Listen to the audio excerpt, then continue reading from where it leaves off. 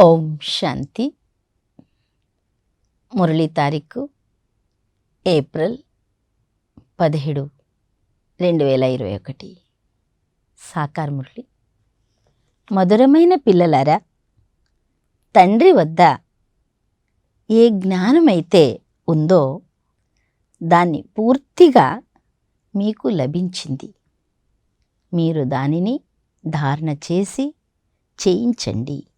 ప్రశ్న: త్రికాలదర్శులైన తండ్రికి డ్రామా ఆది మధ్యాంతములు తెలిసి ఉండినా రేపటి విషయము ఈరోజు తెలపరు ఎందుకు?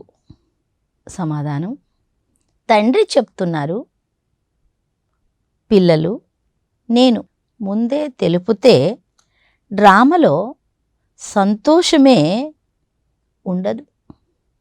ముందే తెలుపుట నియమం కాదు. అంతా తెలిసి కూడా నేను డ్రామా వశములో ఉన్నాను. ముందే తెలిపించలేను. కనుక ఏమవుతుందో అనే చింతను వదిలేయండి.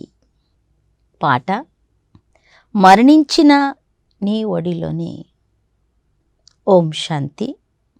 వీరు పారలౌకిక ఆత్మలకు తండ్రి. ఆత్మలతోనే మాట్లాడతారు. వారికి పిల్లలు పిల్లలు అని పిలిచే అలవాటైపోతుంది. శరీరము స్త్రీదైనా ఆత్మలన్నీ పురుషులే. ఆత్మలందరూ వారసులే, అనగా వారసత్వము తీసుకునేందుకు హక్కుదారులు. తండ్రి వచ్చి పిల్లలు అందరికీ ఆస్తి తీసుకునేందుకు హక్కు ఉందని చెప్తున్నారు. అనంతమైన తండ్రిని చాలా స్మృతి చేయాలి. ఇందులోనే శ్రమ ఉంది. బాబా మనలను చదివించేందుకు పరమధాము నుండి వచ్చారు. సాధు సత్పురుషులైతే తమ ఇంటి నుండి వస్తారు, లేక ఏదైనా విలేజ్ నుండి వస్తారు. బాబా అయితే మనలను చదివించేందుకు పరంధాము నుండి వచ్చారు. ఈ విషయము ఎవరికీ తెలియదు. వారు అనంతమైన తండ్రి, వారే పతిత పావనులు, వారే గాడ్ ఫాదర్. వారిని జ్ఞాన సాగర్లని, ఓషన్ ఆఫ్ నాలెడ్జ్ కూడా అంటారు. వారికి జ్ఞాన అథారిటీ ఉంది కదా. ఏ జ్ఞానం ఉంది? ఈశ్వర్య జ్ఞానం. తండ్రి మానవ సృష్టికి బీజరూపులు, సత్య చిత్ ఆనంద స్వరూపులు. వీరి మహిమ చాలా గొప్పది. వారి వద్ద ఈ సామాన్లు ఉంది, ఈ జ్ఞానం ఉంది. ఎవరికైనా దుకాణం ఉంటే మా దుకాణములో ఫలానా వెరైటీలు ఉన్నాయని చెప్తారు. తండ్రి కూడా నేను జ్ఞాన సాగరుడను, ఆనంద సాగరుడను, శాంతి సాగరుడను. నా వద్ద ఈ సామాగ్రి అంతా ఉందని చెప్తున్నారు. ఈ సామానంతా మీకు ఇచ్చేందుకు నేను సంగమయుగములో వస్తాను. నా వద్ద ఉన్నదంతా ఇచ్చేస్తాను. ఎవరు ఎంత ధారణ చేస్తారో, అనగా ఎవరెంత పురుషార్థము చేస్తారో అంత తీసుకోవచ్చు. తండ్రి వద్ద ఏమేమి ఉందో పిల్లలకు యాక్యురేట్గా తెలుసు. ఈ రోజులలో ఎవరికి తమ వద్ద ఎంత ఉందో ఆ రహస్యాన్ని తెలపరు. కొందరిది మట్టిలో కలిసిపోతుంది అను మహిమ ఇప్పటిదే. అగ్ని అంటుకుంటుంది, అంతా సమాప్తమైపోతుంది.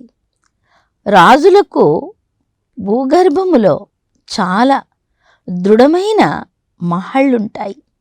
భలే భూకంపాలు వచ్చినా మంటలు జోరుగా మండుతున్న గుహల ద్వారా బయటకు వచ్చేస్తారు.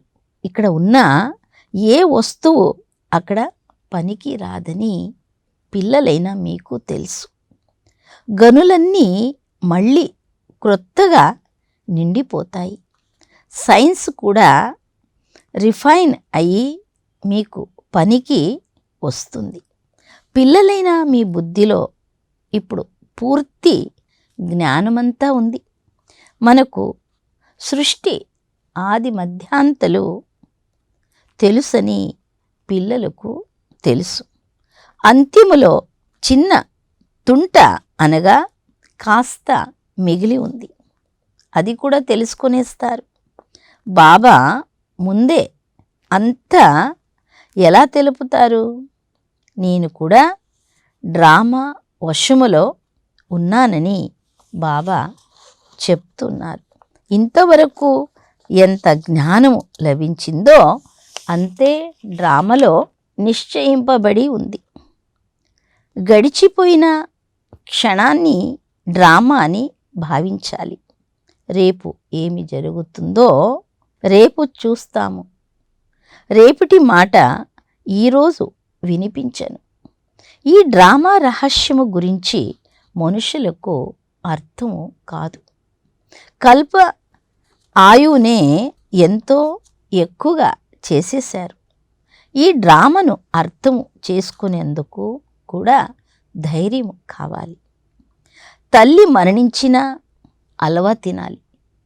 మా మరే తోబి అల్వా ఖానా, బీబీ మరే తోబి అల్వా ఖానా. మరణించి మరో జన్మ తీసుకున్నారని అర్థము చేసుకుంటారు. కనుక మనం ఎందుకు ఏడవాలి? బాబా తెలుపుతారు, మీరు వార్తాపత్రికలలో ఈ ప్రదర్శిని 5000 సంవత్సరాల క్రితము ఇదే తేదీన ఇదే స్థానములో ఇదే విధంగా జరిగింది. ఈ ప్రపంచ చరిత్ర భూగోళములన్నీ రిపీట్ అవుతూ ఉంది అని వ్రాయండి. ఈ ప్రపంచము ఇంకా కొంతకాలము మాత్రమే ఉంటుంది. ఇవన్నీ సమాప్తమైపోతాయని మీకు తెలుసు. మనం పురుషార్థము చేసి వికర్మాజీతులుగా అవుతాము. మరల ద్వాపర యుగము నుండి వికర్మ శకము ప్రారంభమవుతుంది, అనగా వికర్మలు జరిగే శకము. ఈ సమయములో మీరు వికారాలను జయించి వికర్మాజీతులుగా అవుతారు. పాప కర్మలను శ్రీమతము ద్వారా జయించి వికర్మాజీతులుగా అవుతారు. అక్కడ మీరు ఆత్మ అభిమానులుగా ఉంటారు. అక్కడ దేహ అభిమానం ఉండదు. కలియుగములో దేహ అభిమానం ఉంటుంది. సంగమ యుగములో మీరు దేహీ అభిమానులుగా అవుతారు. పరమపిత పరమాత్మ కూడా మీకు తెలుసు, ఇది శుద్ధ అభిమానము. బ్రాహ్మణులైన మీరు అందరికంటే శ్రేష్టమైన వారు. మీరు సర్వోత్తమ బ్రాహ్మణ కుల భూషణులు. ఈ జ్ఞానము కేవలము మీకు మాత్రమే లభిస్తుంది, ఇతరులెవ్వరికీ లభించదు. మీ కులము సర్వోత్తమమైనది. అతీంద్రియ సుఖము గోపీ వల్లభుని పిల్లలను అడగండి అని గాయనము కూడా ఉంది. మీకు ఇప్పుడు లాటరీ లభిస్తుంది. ఏ వస్తువు లభించినా ఇంత ఖుషి ఉండదు. పేదవారి నుండి ధనికులుగా అయినప్పుడు సంతోషం ఉంటుంది కదా. మనం ఎంత పురుషార్థము చేస్తామో అంత తండ్రి నుండి రాజధాని వారసత్వం లభిస్తుందని మీకు కూడా తెలుసు. ఎవరెంత పురుషార్థము చేస్తారో అంతే పొందుతారు. ముఖ్యమైన విషయము తండ్రి చెప్తున్నారు, పిల్లలు మీ అత్యంత ప్రియమైన తండ్రిని స్మృతి చేయండి. వారు అందరికీ ప్రియమైన తండ్రి. వారే వచ్చి అందరికీ సుఖ శాంతులను ఇస్తారు.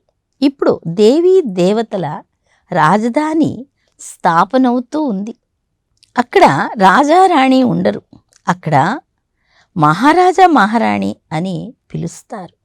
భగవాన్ భగవతి అని అన్నారంటే యథా రాజారాణి తథా ప్రజ, అందరూ భగవాన్ భగవతులుగా అవుతారు.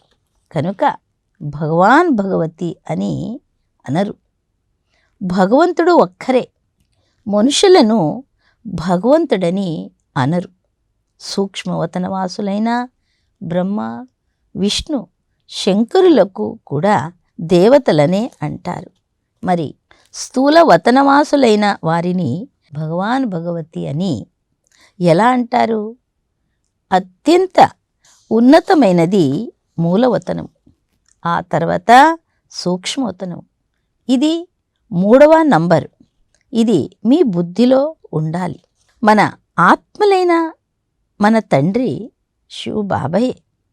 శిక్షకులే కాక గురువు కూడా వారే.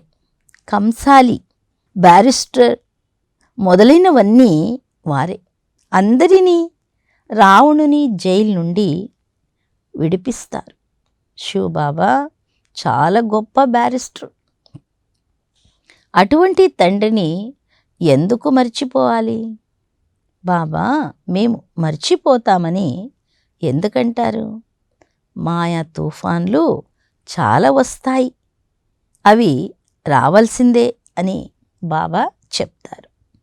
కొంత కష్టపడాలి కదా. ఇది మాయతో యుద్ధము. పాండవులైన మీకు కౌరవులతో ఏ యుద్ధము లేదు. పాండవులు యుద్ధం ఎలా చేస్తారు? అలా చేస్తే వారు హింసకులైపోతారు. తండ్రి ఎప్పుడూ హింస నేర్పించరు. వారు కొంచెము కూడా అర్థము చేసుకోరు. వాస్తవానికి మనం ఏ యుద్ధము చేయము. బాబా కేవలం యుక్తి తెలుపుతున్నారు. నన్ను స్మృతి చేస్తే మాయ మీపై దాడి చెయ్యదు. దీనిని గురించి కూడా ఒక కథ ఉంది. మొదట కావాలా లేక దుఃఖము కావాలా అని అడిగారు. సుఖము కావాలని చెప్పారు. సత్యుగములో దుఃఖముండదు. ఈ సమయంలో సీతలందరూ మీరంతా రావణుని శోకవాటికలో ఉన్నారని మీకు తెలుసు. ఈ ప్రపంచమంతా సముద్ర మధ్యలో ఉన్న లంక. ఇప్పుడందరూ రావణుని జైల్లో ఉన్నారు. అందరికీ సద్గతినిచ్చేందుకు తండ్రి వచ్చారు. అందరూ శోకవాటికలో ఉన్నారు. స్వర్గములో సుఖముంటుంది, నరకములో దుఃఖముంది. దీనిని శోకవాటిక అని అంటారు. అది అశోకవాటిక, స్వర్గం. రెండిటికి చాలా పెద్ద వ్యత్యాసం ఉంది. పిల్లలైన మీరు ప్రయత్నించి తండ్రిని స్మృతి చేస్తే అపారమైన సంతోషము కలుగుతుంది. తండ్రి సలహాను అనుసరించకుంటే సౌతి పిల్లలుగా అవుతారు, ప్రజలలోకి వెళ్ళిపోతారు. స్వంత పిల్లలైతే రాజధానిలోకి వచ్చేస్తారు. రాజధానిలోకి రావాలనుకుంటే శ్రీమతమును అనుసరించాల్సి ఉంటుంది. కృష్ణుని నుండి సలహా లభించదు. ఇప్పుడు మీరు శ్రీమతమును తీసుకుంటున్నారు. దీని ఫలితము సత్యుగములో అనుభవిస్తారు. మళ్ళీ ద్వాపర యుగములో రావణుని మతము లభిస్తుంది. అందరూ రావణుని మతముననుసరించి అసురులైపోతారు. మీకు ఈశ్వర్య మతము లభిస్తుంది. మతమునిచ్చేవారు ఒక్క తండ్రి మాత్రమే. వారు ఈశ్వరుడు. మీరు ఈశ్వర్య మతమును అనుసరించి ఎంతో పవిత్రంగా అవుతారు. మొదటి పాపము విషయ సాగరములో మునుకులు వేయుట. దేవతలు విషయ సాగరములో మునుకులు వేయరు. అక్కడ పిల్లలు పుట్టరా అని అడుగుతారు. పిల్లలు ఎందుకు పుట్టరు? కానీ అది వికారములు లేని సంపూర్ణ నిర్వికారి ప్రపంచం. అక్కడ ఈ వికారాలేవి ఉండవు. దేవతలు కేవలం ఆత్మ అభిమానులుగా ఉంటారు. పరమాత్మ అభిమానులుగా ఉండరని తండ్రి అర్థం చేయించారు.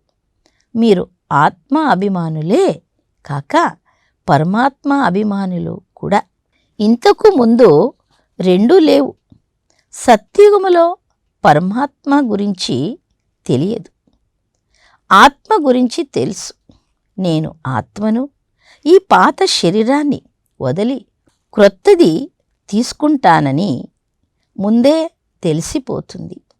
ఇప్పుడు పాత దానిని వదిలి క్రొత్తది తీసుకోవాలి. కొడుకు జన్మిస్తున్న ముందే సాక్షాత్కారం అవుతుంది. యోగ బలముతో మీరు విశ్వానికంతా అధికారులైపోతారు.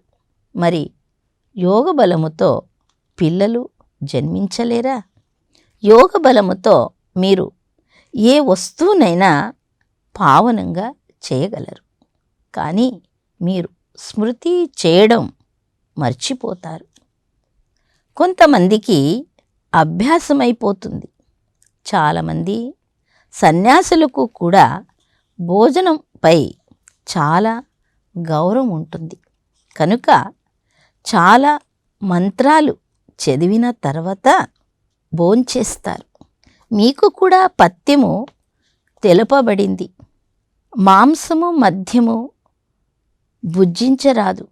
మీరు దేవతలుగా అవుతారు కదా. దేవతలు ఎప్పుడు మురికి పదార్థాలు తినరు కనుక అంత పవిత్రంగా అవ్వాలి. నా ద్వారా మీరు నన్ను తెలుసుకున్నందున సర్వము తెలుసుకుంటారు. తర్వాత తెలుసుకునేదేమీ ఉండదు. సత్యుగములో చదువు కూడా చాలా వేరుగా ఉంటుంది. ఈ మృత్యులోకములో చదువు ఇప్పుడు సమాప్తమవుతుంది. మృత్యులోక వ్యవహారాలన్నీ సమాప్తమై ఒకే అమరలోక వ్యవహారాలు ప్రారంభమవుతాయి. పిల్లలకెంత నశ ఎక్కాలి. అమరలోకానికి అధిపతులుగా ఉండేవారు. పిల్లలైన మీరు అతీంద్రియ సుఖము పరమ సుఖములో ఉండాలి. పరమపిత పరమాత్మని పిల్లలము లేక విద్యార్థులము. పరమపిత పరమాత్మ ఇప్పుడు మనలను ఇంటికి తీసుకెళ్తారు. దీనినే పరమానందమని అంటారు. సత్యుగములో ఈ మాటలేవి ఉండవు. ఇవి ఇప్పుడు మాత్రమే మీరు వింటున్నారు. ఇప్పుడు మీరు ఈశ్వరీయ కుటుంబానికి చెందినవారు. అతీంద్రియ సుఖము గురించి తెలుసుకోవాలంటే గోపికలను అడగండి అను గాయనము ఇప్పటిదే. పరమధామ నివాసి అయిన తండ్రి వచ్చి మనకు తండ్రిగా, టీచర్గా, గురువుగా అయ్యారు. ముగ్గురు కూడా సేవ చేయువారే. తండ్రికి ఎలాంటి అభిమానము లేదు. నేను మీకు సేవ చేసి మీకు నా సర్వస్వము ఇచ్చి నిర్వాణధామంలో కూర్చుండిపోతానని అంటారు. కనుక వారు సేవకులే కదా. వైశ్రాయి మొదలైన వారు సంతకం చేసినప్పుడు విధేయుడనైన సేవకుడను అని వ్రాస్తారు. బాబా కూడా నిరాకారులు, నిరహంకారులు కూర్చొని ఎలా చదివిస్తున్నారో గమనించండి. ఇంత శ్రేష్టమైన చదువును ఇతరులు ఎవ్వరూ చదివించలేరు. ఇన్ని పాయింట్లు ఎవ్వరు ఇవ్వలేరు. మనుషులు వీరికి ఏ గురువులు నేర్పలేదని తెలుసుకోలేరు. గురువైతే చాలామందికి గురువుగా ఉంటారు. ఒక్కరికి మాత్రమే గురువుగా ఉంటారా? ఈ తండ్రి ఒక్కరే పతితులను పావనంగా చేసేవారు. ఆది సనాతన దేవీ దేవత ధర్మాన్ని స్థాపిస్తున్నారు. బాబా చెప్తున్నారు, నేను కల్పము యొక్క సంగమ యుగములో వస్తాను. బాబా, మేము కల్పకృతము కూడా కలిశాము అని చెప్తారు కదా. తండ్రి స్వయంగా వచ్చి పతితులను పావనంగా చేస్తారు. 21 జన్మలకు పిల్లలైన మిమ్మలను పావనంగా చేస్తాను. కనుక ఇవన్నీ ధారణ చేసిన తర్వాత బాబా ఏమీ తెలిపించారో చెప్పాలి. తండ్రి నుండి మనం భవిష్య 21 జన్మల వారసత్వం తీసుకుంటాము. ఇది గుర్తుంటే సంతోషంగా ఉంటారు. ఇది పరమానందము, మాస్టర్ నాలెడ్జ్ఫుల్, బ్లిస్ఫుల్. ఈ వరదానాలన్నీ ఇప్పుడు మీకు తండ్రి నుండి లభిస్తాయి. సత్యుగములో ఏమీ తెలియని అమాయకులుగా ఉంటారు. ఈ లక్ష్మీనారాయణులకు జ్ఞానము ఏమాత్రము లేదు. వీరికి జ్ఞానం ఉంటే అది పరంపరగా కొనసాగేది.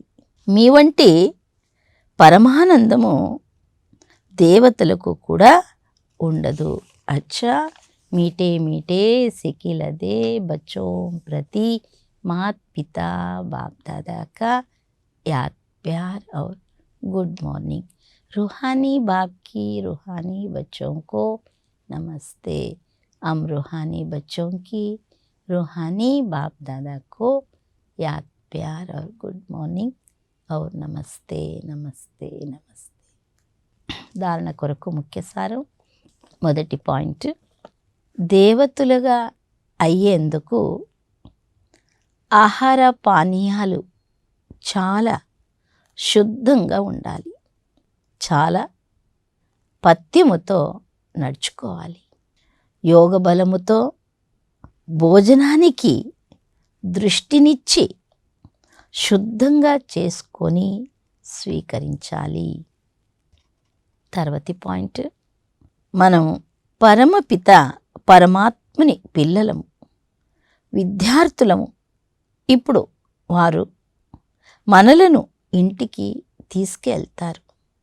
ఈ నశలో ఉంటూ పరమ సుఖాన్ని, పరమానందాన్ని అనుభవం చేయాలి. వరదానము, స్వంత టెన్షన్పై అటెన్షన్ ఉంచి విశ్వములోని టెన్షన్ను సమాప్తం చేసే విశ్వ కళ్యాణకారి భవ. వివరణ, ఇతరుల వద్ద ఎక్కువ అటెన్షన్ ఉంచినప్పుడు మీలో టెన్షన్ ఏర్పడుతుంది. అందువలన విస్తారము చేసేందుకు బదులు సార రూపములో స్థితమవ్వండి. క్వాంటిటీ సంకల్పాలను ఇముడ్చుకొని క్వాలిటీ సంకల్పాలు చేయండి. మొదట స్వంత టెన్షన్పై అటెన్షన్ ఇవ్వండి. అప్పుడు విశ్వములో ఏదైతే అనేక ప్రకారాల టెన్షన్లు ఉన్నాయో వాటిని సమాప్తం చేసి విశ్వ కళ్యాణకారిగా అవ్వగలరు. మొదట స్వయాన్ని చూసుకోండి. ఫస్ట్ మీ స్వంత సేవ. మీ సేవ చేసుకుంటే ఇతరుల సేవ స్వతహాగా జరుగుతుంది.